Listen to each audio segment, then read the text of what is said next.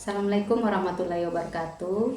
Saya Detri Amelia Chandra, merupakan salah satu dosen di program studi Pendidikan Teknologi Informasi Universitas Rokania. Pada program studi ini saya mengajar beberapa mata kuliah, yaitu basis data, analisa dan perancangan sistem informasi, pemrograman web, dan arsitektur dan organisasi komputer. Pada kesempatan ini, mata kuliah basis data yang saya ajar adalah mata kuliah wajib bagi mahasiswa pendidikan teknologi informasi pada semester 1. Dalam mata kuliah basis data ini memberikan pemahaman mendalam kepada mahasiswa tentang konsep dasar basis data, desain, implementasi, dan manajemen basis data.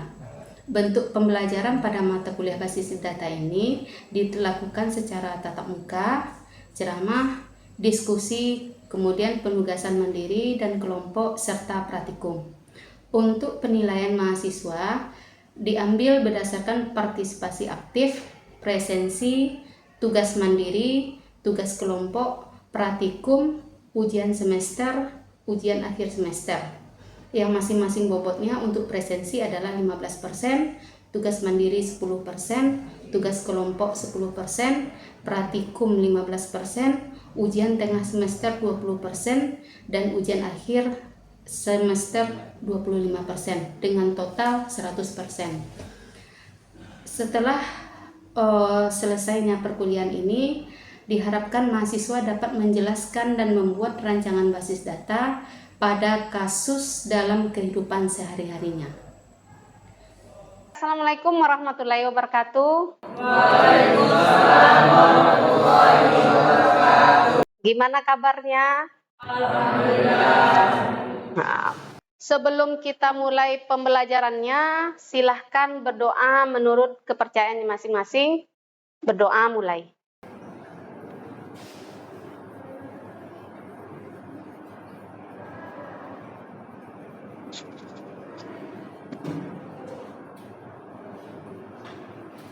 Dah, absen dulu ya. Dimulai dari Faisal ada, Rizky, Restiara, Daniel, Kosi kemana? Izin, ya. Rani, Nur Aisyah, Jihan, Nabila, Nindi, Fikri ada, Rian, Alpa, Abdul Hafiz, Putri Salsabila, Fahren, Jennifer, Nesta mana? Alpa, Krisna, Sonia, Zulfajri, Sultan.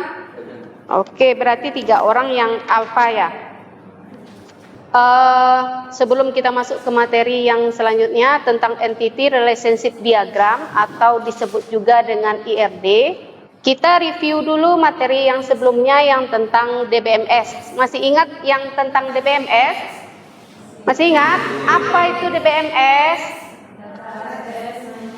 Database Management System. Contohnya apa saja, Faren? Contohnya ada MySQL, SQL Server, Oracle, dan PostgreSQL. Itu contohnya. Apa contohnya? MySQL, SQL Server, Oracle, DB2, satu lagi apa, Faren?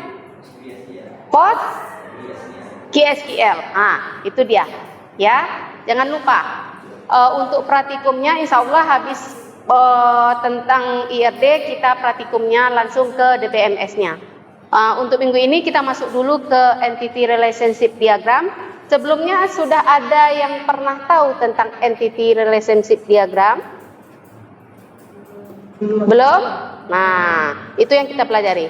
Nah, ini tujuan dari pembelajarannya. Yang pertama, mahasiswa harus mampu menjelaskan tentang Entity Relationship Diagram itu sendiri. Yang kedua, mahasiswa mampu menjelaskan komponen pembentuk IRD atau Entity Relationship Diagram. Dan ketiga, mahasiswa mampu membuat diagram IRD. Berarti dari awalnya kita tahu tentang konsep entity relationship diagram, kemudian setelah itu bagaimana kita membuat diagram tersebut.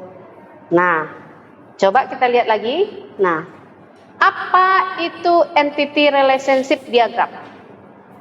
Entity relationship diagram itu merupakan representasi grafis dari entitas yang ada di dalam database dan hubungannya antar entitas tersebut. Contoh entitas tahu? Udah tahu contoh entitas? Entitas itu nanti berupa objek ya. Contohnya seperti pegawai misalnya. Kemudian apalagi yang lain tentang IRD? IRD merupakan juga standar yang menjadi standar dalam perancangan basis data relasional. Kemudian IRD membantu mendefinisikan data yang disimpan di dalam basis data. Nanti dengan adanya rancangan IRD kita menjadi tahu yang mana yang menjadi entitasnya, entitas itu yang akan menjadi tabel di dalam database, kemudian atributnya seperti apa, kemudian relasi antar entitas itu juga bagaimana. Dari rancangan itu semua kita baru bisa membuat sebuah basis data. Jadi Bu, kalau ditanya entitas dalam menentukan sebuah basis data, sebelum membuat sebuah basis data, apakah kita harus membuat rancangan IRD-nya? Ya, karena IRD akan menentukan tabel apa saja yang akan kita gunakan, data apa saja yang di dalam tabelnya, itu nanti. Coba kita lihat, nah ini komponen utama dari IRD diagram. Yang pertama adalah entitas, itu poin pertamanya. Apa itu entitas? Objek yang memiliki data yang disimpan di dalam database. Contoh, kita mau membuat basis data akademik di Rokania. Salah satu contoh entitasnya adalah pegawai, dosen, apalagi mahasiswa, apalagi kira-kira departemen atau jurusan atau prodi ya, itu yang menjadi entitasnya. Nah, lambangnya seperti apa? Persegi panjang. Nah, dibubuhkanlah nama pegawainya ini di dalam persegi panjang tersebut. Ya. Kemudian ada atribut. Atribut itu seperti apa? Karakteristik dari entitas, atau boleh disebut juga deskripsi dari entitas tadi. Deskripsi dari entitas ini kan entitas kan? Nah, atributnya dilambangkan dengan oval. Nah, deskripsi dari pegawai tadi, entitas pegawai adalah nama, alamat, apalagi yang paling penting? NIM, NIP ya, NIP. Kemudian apa lagi kira-kira? Nomor telepon. Jenis kelamin penting? Penting, boleh dimasukkan. Sudah bisa membedakan mana yang atribut, mana yang entitas? Sudah. Oke. Nah, kita lanjut. Ini ada jenis-jenis atributnya. Atribut itu ada disebut dengan atribut sederhana. Atribut sederhana itu atribut yang tidak dibagi menjadi bagian yang lebih kecil. Contoh seperti tadi nama kan? Nama atau alamat atau jenis kelamin juga. Bukan alamat, jenis kelamin. Alamat bisa dibagi. Kemudian ada atribut turunan. Atribut turunan itu atribut yang bisa diturunkan dari atribut lain. Contoh, apa atribut lain? Contoh atribut turunan apa? Usia. Usia diturunkan menjadi apa? Contoh, diturunkan dari mana? Dari tanggal lahir. Nah, ini dia. Diturunkan. Dapatlah atribut usia. Kalau yang nama jenis kelamin tadi tidak bisa, makanya disebut dengan atribut sederhana. Kemudian ada atribut komposit. Apa itu atribut komposit? Atribut yang bisa dibagi ke bagian yang lebih kecil. Contoh apa? Kenapa alamat bisa dibagi ke dalam lebih kecil? Dibagi ke apa alamat? Jalan, apalagi? Alamat. Misalnya jalan jalan raya Pasir Pengarayan, Desa Langkitin, kilometer 15, Kecamatan Rambah Samo, Kabupaten Rokan Hulu. Nah, itu berapa pembagiannya kira-kira? Jalan raya, kemudian desa, ya kita bagi kan? Nah, dapat 2. Kemudian apa lagi? Kilometer, apa lagi? Kecamatan, kabupaten. Ada 5 pembagian yang bisa kita bagikan dari alamat. Nah, itu dia contoh dari komposit atribut. Kemudian ada multi value atribut, atribut yang memiliki beberapa nilai untuk entitas. Contohnya nomor telepon. Nomor telepon seseorang bisa 2 kan? Bisa 3. Nah, itu multi value, bisa banyak dia. Kemudian ada atribut kunci, atribut yang digunakan untuk mengidentifikasi entitas secara unik. Kalau mahasiswa atribut kuncinya apa? NIM. Kalau dosen apa? NIP boleh, NIDN juga boleh. Kalau di KTP NIP, nah, itu merupakan adalah atribut kunci. Paham yang atribut kunci? Oke, kita lanjutkan. Nah, ini ada relasinya. Nah, tadi kita sudah menentukan entitas yang mana, atribut yang mana, dan selanjutnya kita harus menentukan relasi dari entitas yang kita tentukan. Relasi itu apa? Relasi apa? Menentukan bagaimana entitas satu berhubungan dengan entitas lain. Nah, benar kata si Rani. Relasi itu merupakan hubungan antara satu entitas dengan entitas yang lain. Contohnya ini. Nah, ada entitas kasir, ya kan? Kira-kira entitas kasir itu punya hubungan ke entitas yang mana lagi? Yang membuat kwitansi siapa? Kasir. Nah, dapat kita entitas satu lagi yang bernama entitas kwitansi. Nah, apa hubungan antara kasir dengan kwitansi? Nah, coba kita lihat. Satu kasir membuat banyak kwitansi.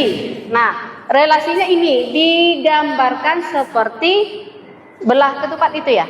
Atau disebut apa? Apa? Belah ketupat. Nah, belah ketupat, di dalam simbol belah ketupat wajib kita imbuhkan kata kerja. Ya. Nah, relasi tadi banyak macamnya. Untuk kardinalitasnya ada one to one, ada one to many. One to one 1 ke 1 ya. Kemudian 1 ke banyak, kemudian banyak ke 1 dan banyak ke banyak. Nah, kebetulan untuk entitas kasir dengan entitas kwitansi, satu kasir membuat kwitansinya banyak apa sedikit? Banyak. Bisa dia satu membuat kwitansi? Bisa. Tetapi kalau biasanya di dalam per hari penjualan itu kan ada banyak penjualan ya kan? Jadi kasir bisa membuat banyak kwitansi. Hubungan antara entitas kasir dengan kwitansi, satu kasir membuat banyak kwitansi. Atribut dari kwitansi apa saja? Atribut dari kwitansi apa saja? Apa? Nomor kwitansi. Apa lagi? Tanggal. ID kasir. Total bayar. Nah, kemudian kalau dari kasir atributnya apa aja? ID, alamat. Nah, oke, yang relasi. Oke, kita lanjut. Berarti tadi sudah ada 3 ya komponen pembentuk dari entitas. Ya, IRD, Entity Relationship Diagram. Yang pertama adalah entitas, yang kedua atribut, yang ketiga relasi. Nah, baru 3. Nah, yang keempat ada yang disebut dengan key. Key bahasa Indonesianya apa? Kunci. Nah, perlu kita menggunakan kunci dalam pembuatan IRD, Bu? Perlu. Nah, ini ada dua kunci dalam pembentukan IRD. Yang pertama primary key atau disebut juga dengan kunci utama. Apa itu? Apa itu? Atribut yang unik untuk instansi entitas. Atribut yang unik untuk instansi entitas. Gunanya apa? Untuk mengidentifikasi setiap baris di dalam tabel secara unik. Nah, coba kita lihat contohnya. Nah, yang menjadi kunci utama dari entitas kasir apa? Kenapa? Karena itu karena itu atributnya yang unik yang akan membedakan antara satu kasir dengan kasir yang lainnya. Nah, kalau di mahasiswa apa? NIM. Nah, berbeda. NIM setiap mahasiswa beda. Nah, itu dia. Ya, itu yang primary key, ya. Kemudian ada yang kedua foreign key atau kunci asing. Nah, itu apa lagi itu? Atribut dalam satu entitas yang merujuk ke kunci primer yang digunakan untuk membuat hubungan antar tabel atau antar entitas. Nah, coba kita lihat lagi di sini. Nah, di sini yang mana yang menjadi kunci asing atau foreign key? ID kasir di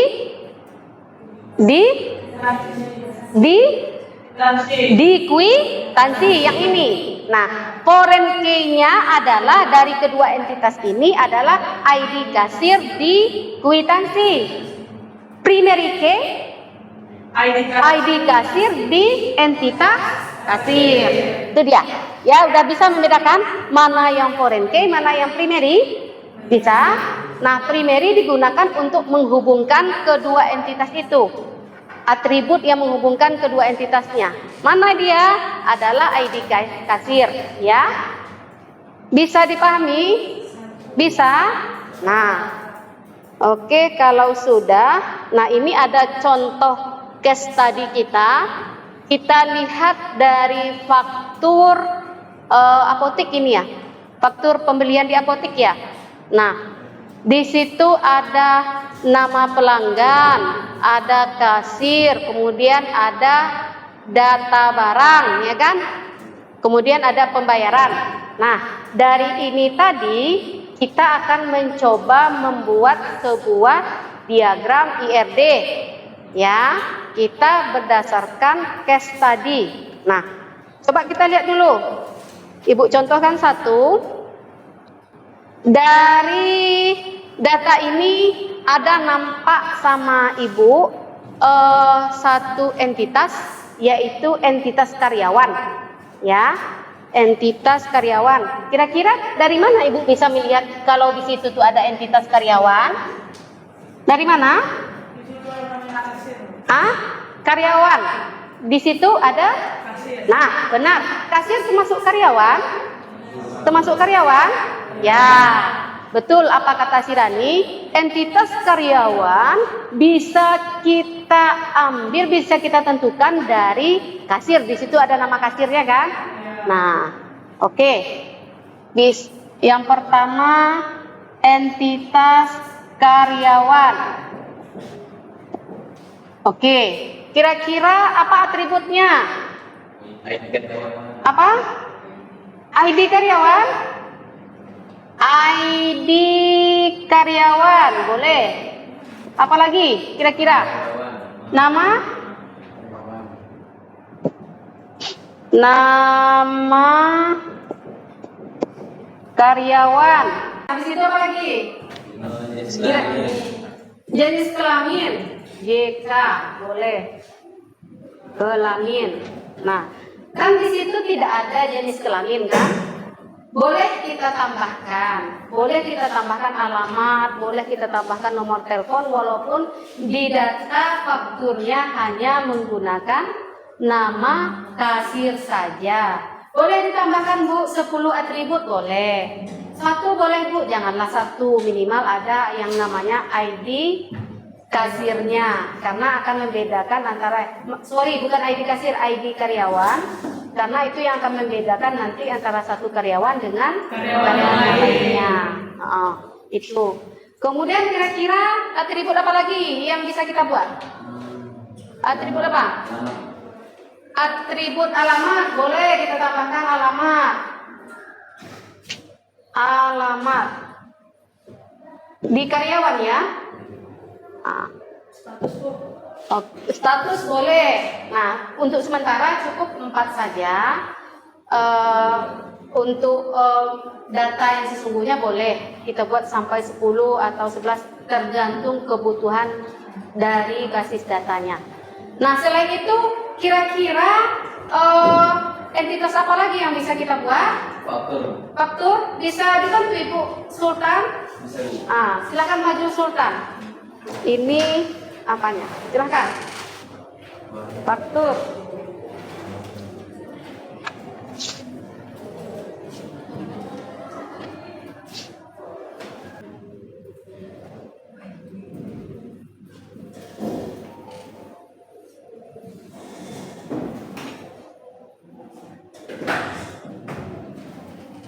Besok kalau untuk perancangannya nanti kita menggunakan yang namanya Microsoft Visio boleh, atau aplikasi yang lain yang untuk mendesain dari IRD-nya.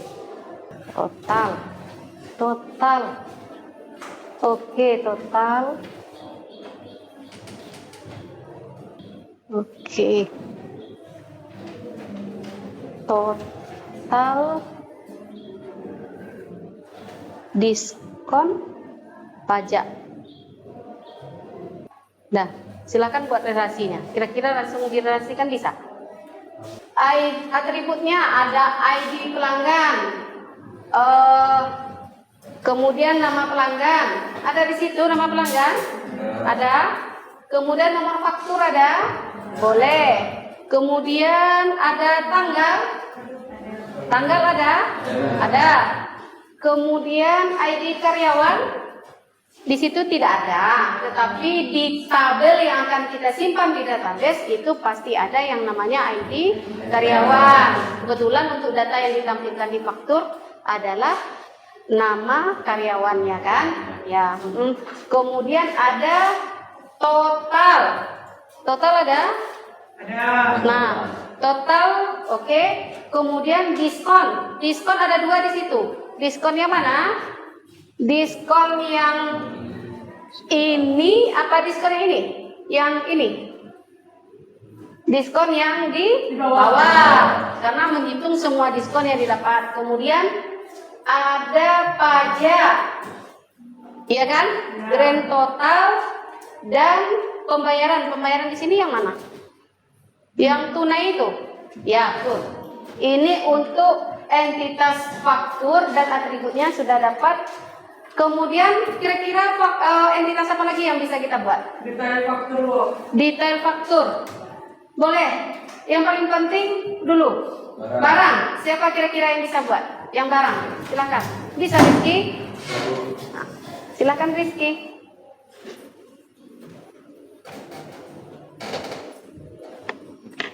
Boleh Rizky.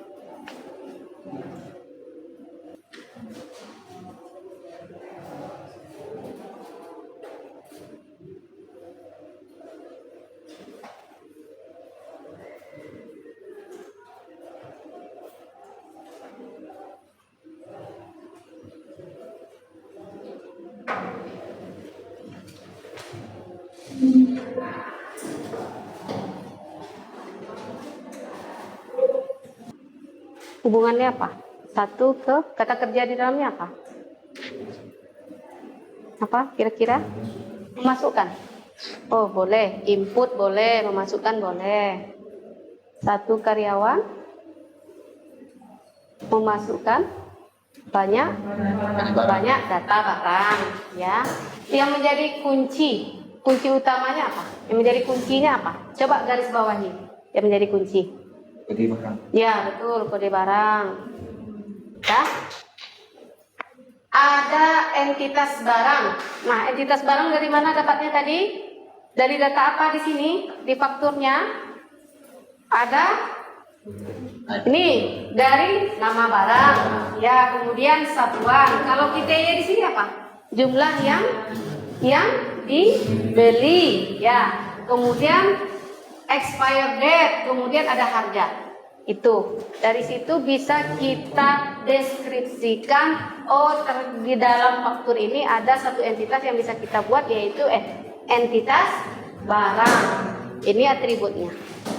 Oke? Bu, sebenarnya, Bu, Ya, silakan Rani. itu apa itu?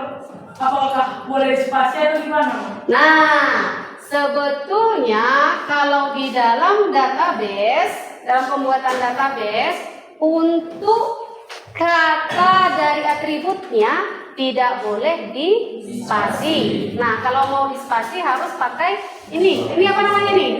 Underscore boleh. Nah, ini. Nah, itu penting itu. Ya, terima kasih Rani sudah diingatkan. Kemudian ada pertanyaan yang lain tentang entitas, atribut dan relasi? Tidak? Oke. Ada yang lain lagi? Sudah bisa rasanya membuat sebuah IRD? Sudah? Nah, dari contoh faktur ini kan baru 3 yang dapat entitasnya, ya kan? Baru 3. Ada beberapa entitas lagi yang bisa kita buat. Silahkan dibuat entitas apa saja yang bisa kita ambil dari sebuah faktur ini. Itu tugasnya. Bisa? Bisa. Nanti silahkan didesain dengan Microsoft Office Visio bisa, atau aplikasi yang lain silakan yang memudahkan. Bisa? Itu untuk tugasnya. Nah, untuk hari ini ada lagi pertanyaannya? Ada pertanyaan? Tidak? Nah, kira-kira siapa yang bisa memberikan kesimpulan dari pembelajaran kita hari ini? IRD merupakan apa? Diagram yang digunakan untuk mempresentasikan entitas yang ada di dalam database. Penting itu? Penting. Sangat diperlukan. Ya? Sudah? Sudah? Jangan lupa tugasnya untuk minggu depan.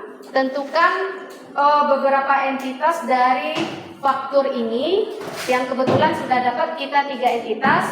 Dikumpul di awal pertemuan minggu depan. Ya, silakan dikumpulkan ke ketuanya. Oke, kalau tidak ada pertanyaan, kita cukupkan sampai di sini pembelajarannya, dan jangan lupa tugasnya. Ya. Assalamualaikum warahmatullahi wabarakatuh. Waalaikumsalam warahmatullahi wabarakatuh.